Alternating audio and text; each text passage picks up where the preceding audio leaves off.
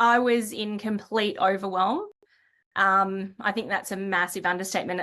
It would be hard to describe just the level of overwhelm that I was in. So many things happening, really unwell kids, challenges with work, challenges with my relationship. Everything was just layered on top, and just really stuck in trying to solve problems constantly, and stuck in fight or flight as well.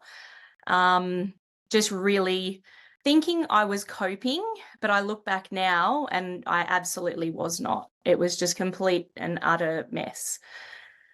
Yeah. So how were you feeling at that time?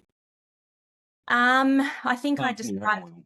Yeah. yeah, I think I described it to you as I wanted to drive off a bridge. I knew that I wasn't going to do anything drastic.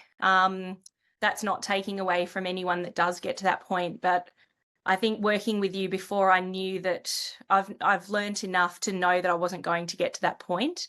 But I was just a mess. I think looking back, I probably was depressed. I didn't think I was. Really sad all the time, very, very, very lonely, and really scared, like terrified. I think that's something that I've always, I suppose, prided myself that I do get on with things if the shit hits the fan. I do go into having a look at what is the best way to handle things. I believe that I can think really clearly through problems. I can see things that other people can't. Also really got very good at self-care, which all came tumbling down at the end of last year and probably the year before as well. We've been living through some pretty full-on stuff as a family and as a parent. And yeah, I've hit the point where I've felt like I just was going to absolutely lose my mind, and lose control. And I have been there before. I've physically been to the point where I've had a physical mental breakdown, I would call it, to the point where I couldn't leave the house. I was terrified of going in the car. Had to go to my parents during the day when my kids went to school and my husband went to work because I just could not be on my own and was just sleeping. And I think that's probably happened to me recently as well. And I think that's been a massive shift for me, is I was able to move from that feeling of falling off the cliff. So not even voluntarily driving off it, but falling off it. Yeah. And I was able to shift that within a matter of minutes, like half an hour, I think. My early experiences when I was trying to process things that I'd had happen in my life when I was younger, a lot of it ended up feeling like you just talked about it so much that you got so sick of talking about it. You were just like, well, I'm over this. Mm. I can't be stuffed talking about this anymore. I'm done. And that was me being over it, but I actually wasn't really. So when I started with working with you, it was curiosity from that point. And then very quickly, just with the trust that you built with me, I learnt very quickly to try what you were telling me to do.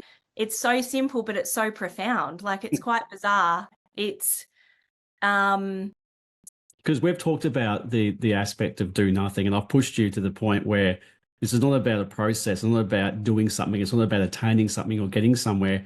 I really had to shake your ego and your identity about this is not about doing something, it's becoming someone. yes. Yeah, definitely. Yeah, it is a really funny process, and you really do have to have that trust, and you're very good at building that trust and listening. When I first started this, I thought I was a great listener, and I thought I understood empathy and I showed empathy, and I kind of saw it that I felt empathy too much, and that was why I had the burden of carrying, everyone else's struggles.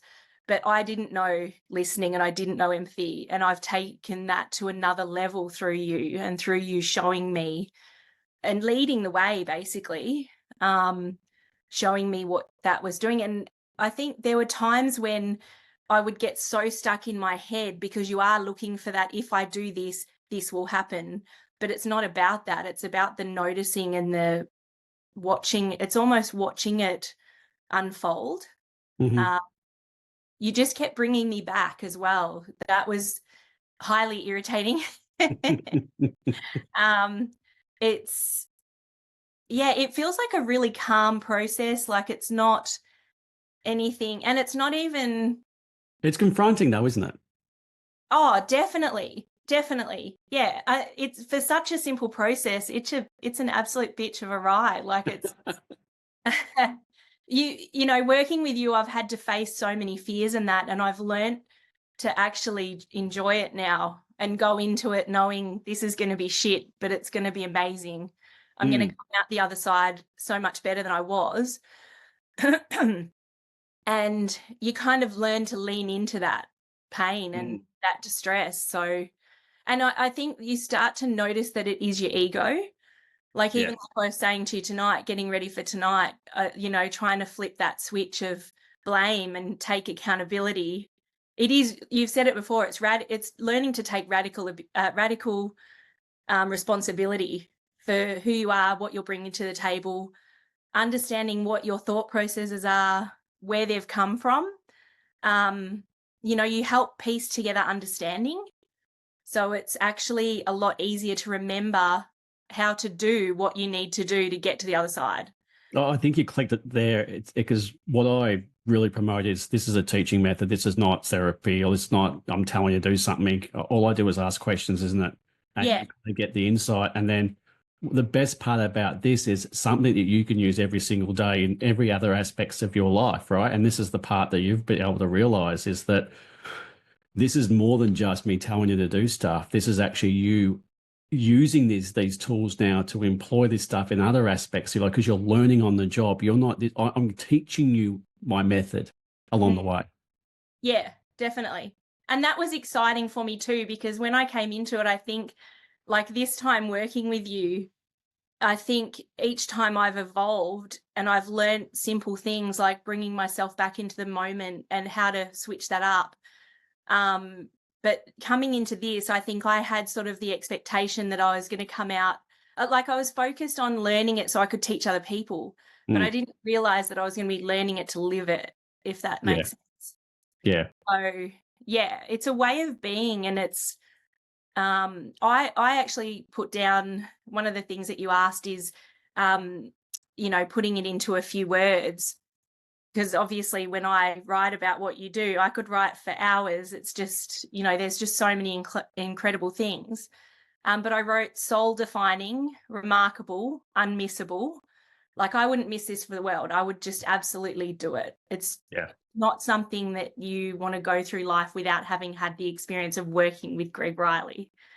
Um, yeah, so I wrote down, you're not really living if you haven't learned how to live with guidance from Greg.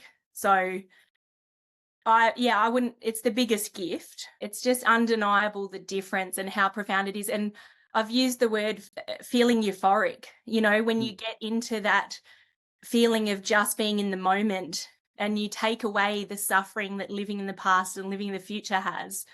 Um, you know, it's such a simple concept. It's I think it's hard because we're so fired and wired in how we think and how we react based on what we think. It's your ego and it's your brain fighting yourself to do it.